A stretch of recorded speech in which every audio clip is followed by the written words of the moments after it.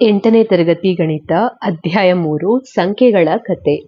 ಇವತ್ತಿನ ವಿಡಿಯೋದಲ್ಲಿ ನಾವು ಪೇಜ್ ನಂಬರ್ 73ರಲ್ಲಿ ಬರುವಂತಹ ಈಜಿಪ್ಷಿಯನ್ ಪದ್ಧತಿಯ ನ್ಯೂನತೆಗಳು ಏನು ಅಂತ ಹೇಳಿ ಕಲಿಯೋಣ.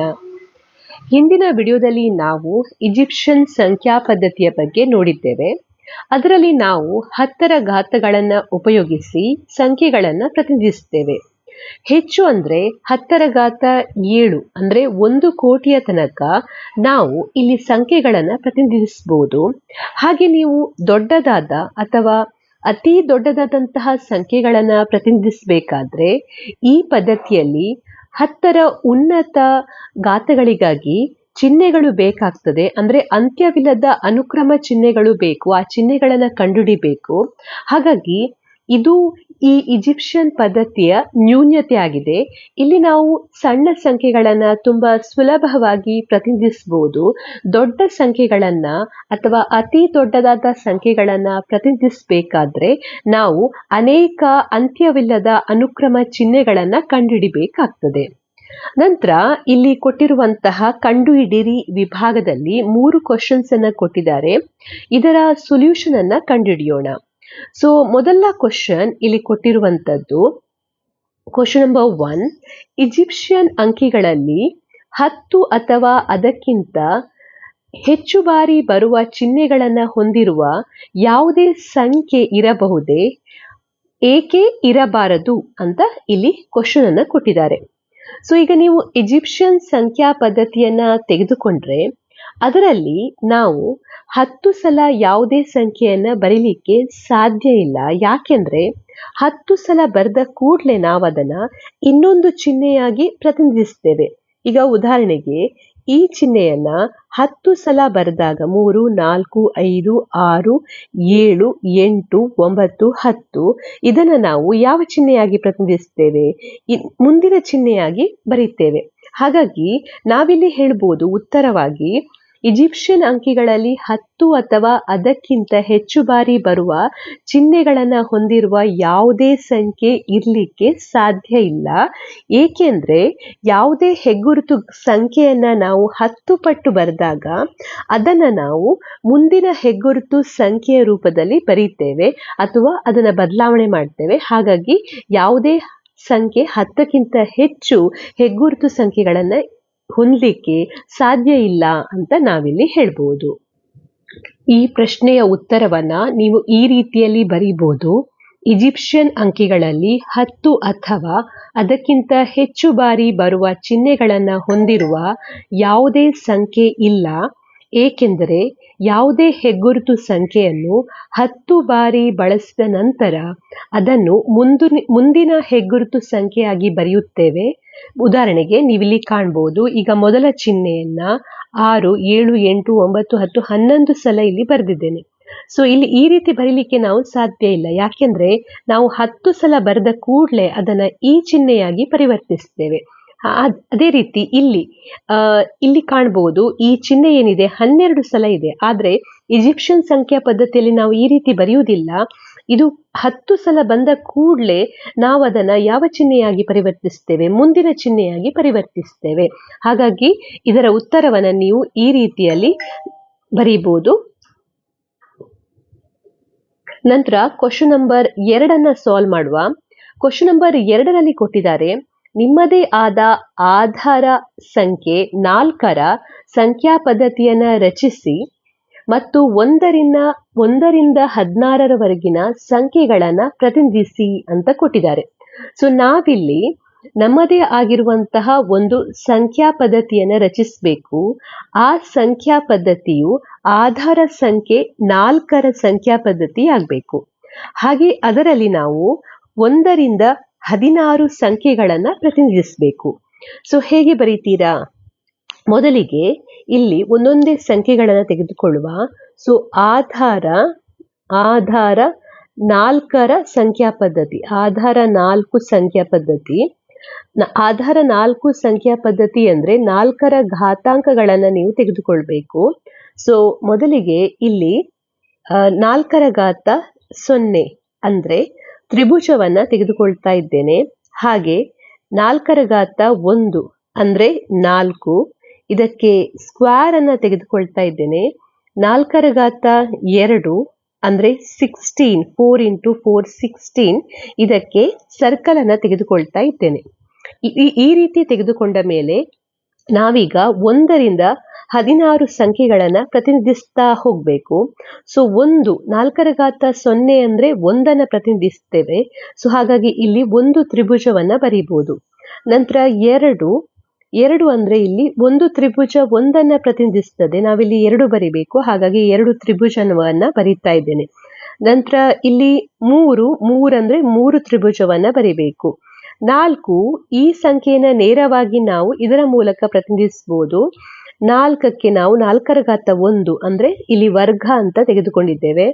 ನಂತರ ಬರುವಂತದ್ದು 5 ನಾವು 4 ಅಂದ್ರೆ ವರ್ಗ, ಆಮೇಲೆ ಒಂದು ತ್ರಿಭುಜ, ಈ ರೀತಿಯಲ್ಲಿ ಪ್ರತಿನಿಧಿಸಬಹುದು.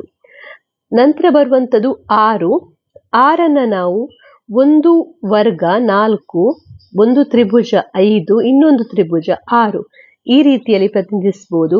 7 ಒಂದು ವರ್ಗ 4, ಹಾಗೆ 3 ತ್ರಿಭುಜ 4 + 3 7. ನಂತರ ಬರುವಂತದ್ದು 8 ನಾವು 2 ವರ್ಗದ ರೂಪದಲ್ಲಿ ಪ್ರತಿನಿಧಿಸಬಹುದು, 4 + 4. ನಂತರ ಬರುವಂತದ್ದು 9 ನಾವು 2 ವರ್ಗ ಮತ್ತೆ ಒಂದು ತ್ರಿಭುಜ. 10 2 ವರ್ಗ ಹಾಗೆ 2 ತ್ರಿಭುಜ. ನಂತರ 11 2 ವರ್ಗ ಅಂದ್ರೆ 8 ಮತ್ತೆ 3 ತ್ರಿಭುಜ, ಇದು 11 ಕೊಡ್ತದೆ. 12 ಅಂದ್ರೆ 4 ನಾವು 3 ಸಲ ಬರಿಬಹುದು, ಅಂದ್ರೆ ವರ್ಗವನ್ನ 3 ಸಲ ಬರಿಬೇಕು. 4 + 4 8, 8 + 4 12. ನಂತರ 13 ನಾವು ವರ್ಗ 3 ಸಲ ಬರಿಬೇಕು, ಆಮೇಲೆ ಒಂದು ತ್ರಿಭುಜವನ್ನ ಇಲ್ಲಿ ಬರಿಬಹುದು. 14 ವರ್ಗವನ್ನ 3 ಸಲ ಬರಿಬೇಕು. 12 ಒಂದು ತ್ರಿಭುಜ 13, ಇನ್ನೊಂದು ತ್ರಿಭುಜ 14. 15 ವರ್ಗ 3 ಸಲ, ನಂತರ ಒಂದು ತ್ರಿಭುಜ 2 ತ್ರಿಭುಜ 3 ತ್ರಿಭುಜ. 12 13 14 15. 16 ನಾವು ಯಾವುದರ ಮೂಲಕ ಪ್ರತಿನಿಧಿಸಬಹುದು? ಸರ್ಕಲ್ ಅಂದ್ರೆ ವೃತ್ತದ ಮೂಲಕ ಪ್ರತಿನಿಧಿಸಬಹುದು. ಈ ರೀತಿಯಲ್ಲಿ ನೀವು ಆಧಾರ 4ರ ಸಂಖ್ಯಾ ಪದ್ಧತಿಯನ್ನ ರಚಿಸಬಹುದು. ನಂತರ ನಾವು ಇಲ್ಲಿರುವಂತಹ ಮುಂದಿನ ಕ್ವಶನ್ಗೆ ಹೋಗುವ. ಮುಂದೆ ನಮಗೆ ಕೊಟ್ಟಿರುವಂತಹ ಕ್ವಶನ್ ನಂಬರ್ 3. ನಾವು ರಚಿಸಿದ ಆಧಾರ 5 ಪದ್ಧತಿಯಲ್ಲಿ ಕೊಟ್ಟಿರುವ ಸಂಖ್ಯೆಯನ್ನು 5ರಿಂದ ಗುಣಿಸಲು ಸರಳ ನಿಯಮವನ್ನು ನೀಡಿ ಅಂತ ಹೇಳಿದ್ದಾರೆ. ಸೊ ನಾವು ಆಧಾರ 5ರ ಸಂಖ್ಯಾ ಪದ್ಧತಿಯನ್ನ ನೋಡಿದ್ದೇವೆ. ಆ ಆಧಾರ 5ರ ಸಂಖ್ಯಾ ಪದ್ಧತಿಯಲ್ಲಿ ನಾವು ಕೆಲವೊಂದು ಚಿಹ್ನೆಗಳನ್ನು ಉಪಯೋಗಿಸ್ತೇವೆ. ನಿಮ್ಗೆ ಈಗಾಗಲೇ ಗೊತ್ತಿದೆ, ನಾವು ಅದನ್ನು ಕಲ್ತಿದ್ದೇವೆ. 5ರ ಘಾತ 0 ಅಂದ್ರೆ 1, ಇದನ್ನ ನಾವು ತ್ರಿಭುಜದ ಮೂಲಕ ಬರೀತೇವೆ. ಹಾಗೆ 5ರ ಘಾತ 1 ಅಂದ್ರೆ 5, ಇದನ್ನ ವರ್ಗದ ಮೂಲಕ ಬರೀತೇವೆ. ಹಾಗೆ 5ರ ಸ್ಕ್ವೇರ್ 25, ಸೊ ಇದನ್ನ ಷಟ್ಭುಜ ಅಂದ್ರೆ ಹೆಕ್ಸಾಗನ್ನ ಮೂಲಕ ಬರೀತೇವೆ.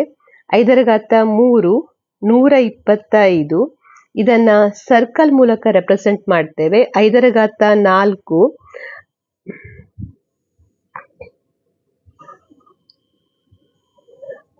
ಅಂದ್ರೆ 625, ಇದನ್ನ ನಾವು ಈ ರೀತಿಯ ಸಿಂಬಲ್ ಮೂಲಕ ರೆಪ್ರೆಸೆಂಟ್ ಮಾಡ್ತೇವೆ. ಆಮೇಲೆ ಬರುವಂತದ್ದು 5ರ ಘಾತ 5, 5ರ ಘಾತ 5 ನಾವು 3125, ಇದನ್ನ ಈ ಸಿಂಬಲ್ ಅನ್ನ ಉಪಯೋಗಿಸಿ ರೆಪ್ರೆಸೆಂಟ್ ಮಾಡ್ತೇವೆ. ಸೊ ನಾವೀಗ ಇಲ್ಲಿ ಏನ್ ಮಾಡಬೇಕು? ನಾವು ಆಧಾರ 5 ಸಂಖ್ಯಾ ಪದ್ಧತಿ ಏನಿದೆ, ಇಲ್ಲಿ ಬರೆದಿರುವಂತ ಸಂಖ್ಯಾ ಪದ್ಧತಿ, ಇಲ್ಲಿ 5ರಿಂದ ಗುಣಿಸಿದ್ರೆ ನಮಗೆ ಕೊಟ್ಟಿರುವಂತ ಯಾವುದಾದ್ರೂ ಒಂದು ಸಂಖ್ಯೆಯನ್ನು ತೆಗೆದುಕೊಂಡು ಆ ಸಂಖ್ಯೆಯನ್ನ 5ರಿಂದ ಗುಣಿಸಿದಾಗ ಯಾವ ರೀತಿಯಲ್ಲಿ ನಾವು ಅದನ್ನ ಮಾಡಬಹುದು, ಗುಣಿಸಬಹುದು, ಏನು ನಿಯಮವನ್ನ ಉಪಯೋಗಿಸಬೇಕು ಅನ್ನುವಂತಹ ನಿಯಮವನ್ನ ನಾವಿಲ್ಲಿ ಬರೀಬೇಕು. ಸೊ ಈಗ ನೀವು ಯಾವುದೇ ಸಂಖ್ಯೆಯನ್ನ 5ರಿಂದ ಗುಣಿಸಿ ನೋಡಿ. ಈಗ ಉದಾಹರಣೆಗೆ ಮೊದಲ ಸಿಂಬಲ್ ಇಲ್ಲಿ ಕೊಟ್ಟಿದ್ದೇನೆ. ಮೊದಲ ಸಿಂಬಲ್ ಏನಿದೆ? ಮೊದಲ ಸಿಂಬಲ್ ಇಲ್ಲಿ ತ್ರಿಭುಜ ಇದೆ. ಈ ತ್ರಿಭುಜವನ್ನ 5ರಿಂದ ಪುನಃ 5 ಅಂದ್ರೆ ಯಾವುದು? ಇಲ್ಲಿ ಸ್ಕ್ವೇರ್ ಆಗಿದೆ. ಸೊ ಸ್ಕ್ವೇರ್ ಅನ್ನು ನೀವು ತೆಗೆದುಕೊಳ್ಳಿ. 5 ಅಂದ್ರೆ ಇಲ್ಲಿ ಸ್ಕ್ವೇರ್.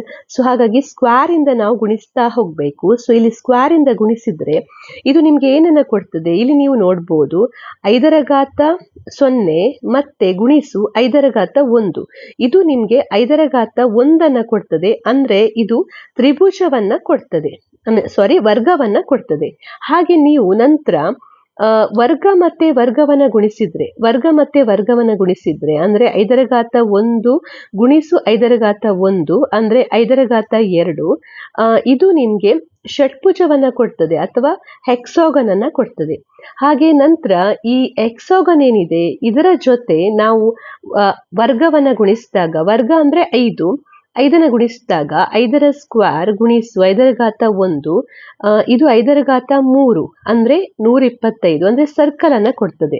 ನಂತರ ಸರ್ಕಲ್ ಅನ್ನ ನೀವು 5ರ ಜೊತೆ ಗುಣಿಸಿ ಅಂದ್ರೆ ವರ್ಗದ ಜೊತೆ ಗುಣಿಸಿ. ಸೊ ಇದು 5ರ ಘಾತ 3 ಗುಣಿಸು 5ರ ಘಾತ 1 ಅಂದ್ರೆ 5ರ ಘಾತ 4. ಸೊ 5ರ ಘಾತ 4 ಅಂದ್ರೆ ಮುಂದಿನ ಚಿಹ್ನೆ ಅಂದ್ರೆ ಈ ಚಿಹ್ನೆಯನ್ನ ಕೊಡ್ತದೆ. ನಂತರ ಈ ಚಿಹ್ನೆಯನ್ನ ವರ್ಗದ ಜೊತೆ ಗುಣಿಸಿದಾಗ 5ರ ಘಾತ 4 ಗುಣಿಸು 5ರ ಘಾತ 1 ಅಂದ್ರೆ 5ರ ಘಾತ 5. ಸೊ ಇದು ನಿಮ್ಗೆ ಈ ಚಿಹ್ನೆಯನ್ನ ಕೊಡ್ತದೆ. ಸೊ ಈ ರೀತಿಯಲ್ಲಿ ನೀವಿಲ್ಲಿ ಕಾಣ್ಬೋದು, ಪ್ರತಿಯೊಂದು ಚಿಹ್ನೆಯನ್ನ ನಾನು 5ರಿಂದ ಗುಣಿಸಿದ್ದೇನೆ. 5 ಅಂದ್ರೆ ಇಲ್ಲಿ ಏನರ್ಥ, 5 ಅಂದ್ರೆ ಇಲ್ಲಿ ಸ್ಕ್ವೇರ್ ಅಥವಾ ವರ್ಗ ಅಂತ ಅರ್ಥ. ವರ್ಗದಿಂದ ಗುಣಿಸಿದಾಗ ನಮ್ಗೆ ಮುಂದಿನ ಚಿಹ್ನೆ ಸಿಗ್ತದೆ. ಸೊ ಇಲ್ಲಿ ಈಗ ತ್ರಿಭುಜವನ್ನ ಗುಣಿಸಿದಾಗ ನಮ್ಗೆ ವರ್ಗ ಸಿಕ್ಕಿದೆ, ವರ್ಗವನ್ನ ಗುಣಿಸಿದಾಗ ಷಟ್ಭುಜ ಸಿಕ್ಕಿದೆ. ಹಾಗೆ ಹೆಕ್ಸಾಗನ್ ಅನ್ನ ಗುಣಿಸಿದಾಗ ವೃತ್ತ ಸಿಗ್ತಾ ಇದೆ, ವೃತ್ತದಿಂದ ಗುಣಿಸಿದಾಗ ಮುಂದಿನ ಹೆಗ್ಗುರುತು ಸಂಖ್ಯೆ ಸಿಗ್ತದೆ. ಸೊ ಒಂದು ಹೆಗ್ಗುರುತು ಸಂಖ್ಯೆಯನ್ನ 5ರಿಂದ ಗುಣಿಸಿದಾಗ ನಮ್ಗೆ ಅದು ಮುಂದಿನ ಹೆಗ್ಗುರುತು ಸಂಖ್ಯೆಯನ್ನ ಕೊಡ್ತದೆ. ಅದು ನಿಯಮ ಇಲ್ಲಿ. ಹಾಗೆ ಇಲ್ಲಿ ಇದನ್ನ ಒಂದು ಉದಾಹರಣೆ ಮೂಲಕ ಅರ್ಥ ಮಾಡಿಕೊಳ್ಳುವ. ಈಗ ಉದಾಹರಣೆಗೆ ಇಲ್ಲಿ ನೀವೊಂದು ಸಂಖ್ಯೆಯನ್ನ ಕೊಟ್ಟಿದ್ದೀರಾ, 156 ಎನ್ನುವಂತ ಸಂಖ್ಯೆಯನ್ನ ಬರೆದ್ರೆ ಅದನ್ನ ಹೇಗೆ ಬರೀತೀವಿ ನಾವು, 125 ಪ್ಲಸ್ 25 150 ಪ್ಲಸ್ 5 ಪ್ಲಸ್ 156 ಅಂತ ಬರೀತೇವೆ. ಅಥವಾ ನಾವಿದನ್ನೇ ಹೀಗೆ ಸರ್ಕಲ್ನ ರೂಪದಲ್ಲಿ ಬರೆಯುವುದಾದ್ರೆ 125 ಅಂದ್ರೆ ಇಲ್ಲಿ ನಾವು ಯಾವ ಸಂಖ್ಯೆಯನ್ನು ಬರೀಬೇಕು, 125 ಅಂದ್ರೆ ನಾವಿಲ್ಲಿ ಬರಿಬೇಕಾಗಿರುವಂತದ್ದು ಷಟ್ಭುಜ. ಆಮೇಲೆ 25 ಅಂದ್ರೆ ಯಾವ ಸಂಖ್ಯೆಯನ್ನು ಬರಿಬೇಕು, 125 ಅಂದ್ರೆ ಸರ್ಕಲ್ ಅನ್ನ ಬರೀಬೇಕು. ಸೊ ಇಲ್ಲಿ 125 ಅಂದ್ರೆ ನೀವು ಸರ್ಕಲ್ ಅನ್ನ ಬರೀಬೇಕು. ಸೊ ಸರ್ಕಲ್ ಅನ್ನ ಬರೀತಾ ಇದ್ದೇನೆ. ಸೊ ಸರ್ಕಲ್ ನಂತರ ಬರುವಂತದ್ದು 25. ಸೊ 25 ಅಂದ್ರೆ ನಾವು ಇಲ್ಲಿ ಷಟ್ಭುಜವನ್ನ ಬರೀಬೇಕು ಅಥವಾ ಹೆಕ್ಸಾಗನ್ ಅನ್ನ ಬರೀಬೇಕು. ನಂತರ ಬರುವಂತದ್ದು 5 ಅಂದ್ರೆ ನಾವು ಇಲ್ಲಿ ವರ್ಗವನ್ನ ಬರೀಬೇಕು. ಆಮೇಲೆ ಇರುವಂತದ್ದು ನಂತರ ಇಲ್ಲಿ ಇರುವಂತದ್ದು 1. ಸೊ 1 ಅಂದ್ರೆ ಇಲ್ಲಿ ತ್ರಿಭುಜವನ್ನ ಬರೀಬೇಕು. ಸೊ ಈಗ ಇದನ್ನ ನಾವು 5ರಿಂದ ಗುಣಿಸುವ. ಸೊ ಇಲ್ಲಿ 5ರಿಂದ ಗುಣಿಸಿದಾಗ ಇಲ್ಲಿ ನಮ್ಗೆ ಏನು ಉತ್ತರ ಸಿಗ್ತದೆ ಅಂತ ನೋಡುವ. ಸೊ 5ರಿಂದ ಗುಣಿಸುವುದು ಅಂದ್ರೆ ಏನರ್ಥ, 5 ಅಂದ್ರೆ ಹೇಳಿದ್ರೆ ಇಲ್ಲಿ ವರ್ಗ ಅಂತ ಅರ್ಥ. ಸೊ ಇದನ್ನ ಗುಣಿಸಿದಾಗ 156 ಗುಣಿಸು 5 ಅಂತ ಮಾಡಿದಾಗ ಏನು ಉತ್ತರ ಬರ್ತದೆ ಅಂತ ಇಲ್ಲಿ ನಾವು ನೋಡುವ. ಸೊ ಇಲ್ಲಿ ಸರ್ಕಲ್ ಇದೆ, ಇದೆಲ್ಲವನ್ನ ಪ್ಲಸ್ ರೂಪದಲ್ಲಿ ನಾವು ಬರೀಬಹುದು. ಸೊ ಹಾಗಾಗಿ ಪ್ಲಸ್ ರೂಪದಲ್ಲಿ ಬರೀತಾ ಇದ್ದೇನೆ. ಹಾಗೆ ತ್ರಿಭುಜ ಪ್ಲಸ್ ಪ್ಲಸ್, ಆಮೇಲೆ ಇಲ್ಲಿ ಗುಣಿಸು ಚಿಹ್ನೆ ಇದೆ. ಸೊ ಇದನ್ನ ಗುಣಿಸ್ಬೇಕು, ವೃತ್ತ ಮತ್ತೆ ವರ್ಗ. ಇದರ ಜೊತೆ ಗುಣಿಸಿದಾಗ ವೃತ್ತ ಮತ್ತೆ ವರ್ಗ ಸಿಗ್ತದೆ. ಆಮೇಲೆ ಷಟ್ಭುಜ ಮತ್ತೆ ವರ್ಗ, ಹಾಗೆ ವರ್ಗ ಮತ್ತು ವರ್ಗ, ಅದೇ ರೀತಿ ತ್ರಿಭುಜ ಮತ್ತೆ ವರ್ಗ. ಸೊ ಇಲ್ಲಿ ವೃತ್ತ ಮತ್ತೆ ವರ್ಗ ಅಂದ್ರೆ ಇದು ಯಾವ ಸಿಂಬಲ್ ಅನ್ನ ಕೊಡ್ತದೆ, ನೀವು ಇಲ್ಲಿ ಕಾಣ್ಬೋದು, ಈ ಸಿಂಬಲ್ ಅನ್ನ ಕೊಡ್ತದೆ. ಸೊ ಹಾಗಾಗಿ ಇಲ್ಲಿ ಈ ಸಿಂಬಲ್ ಅನ್ನ ಬರೀತಾ ಇದ್ದೇನೆ. ಹಾಗೆ ನೀವು ಷಟ್ಭುಜ ಮತ್ತೆ ವೃತ್ತವನ್ನ ಗುಣಿಸಿದಾಗ ನಿಮ್ಗೆ ಸರ್ಕಲ್ ಸಿಗ್ತದೆ. ಹಾಗೆ ವರ್ಗವನ್ನ ಗುಣಿಸಿದಾಗ, ವರ್ಗ ಮತ್ತೆ ವರ್ಗವನ್ನ ಗುಣಿಸಿದಾಗ ನಿಮ್ಗೆ ಇಲ್ಲಿ ಷಟ್ಭುಜ ಸಿಗ್ತದೆ. ಹಾಗೆ ತ್ರಿಭುಜ ಮತ್ತೆ ವರ್ಗವನ್ನ ಗುಣಿಸಿದಾಗ ನಿಮ್ಗೆ ಇಲ್ಲಿ ವರ್ಗ ಸಿಗ್ತದೆ. ಸೊ ಈ ರೀತಿಯಲ್ಲಿ ನೀವು ಉತ್ತರವನ್ನ ಕಂಡುಹಿಡಿಬಹುದು. ಸೊ ಈ ಕ್ವಶನ್ಗೆ ನೀವು ಉತ್ತರವಾಗಿ ಈ ರೀತಿಯಲ್ಲಿ ಬರೀಬಹುದು. ಒಂದು ಹೆಗ್ಗುರುತು ಸಂಖ್ಯೆಯನ್ನು 5ರಿಂದ ಗುಣಿಸಿದಾಗ ಅದು ಮುಂದಿನ ಹೆಗ್ಗುರುತು ಸಂಖ್ಯೆಯನ್ನ ನೀಡುತ್ತದೆ.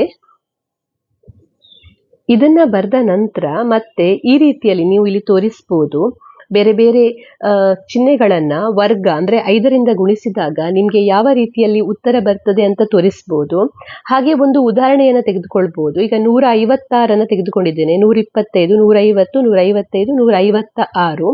ಸೊ ಈ 156 5ರಿಂದ ಗುಣಿಸಿದ್ರೆ ಯಾವ ರೀತಿಯಲ್ಲಿ ನಿಮ್ಗೆ ಉತ್ತರ ಸಿಗ್ತದೆ ಅಂತ ನೀವು ಇಲ್ಲಿ ಕಾಣಬಹುದು.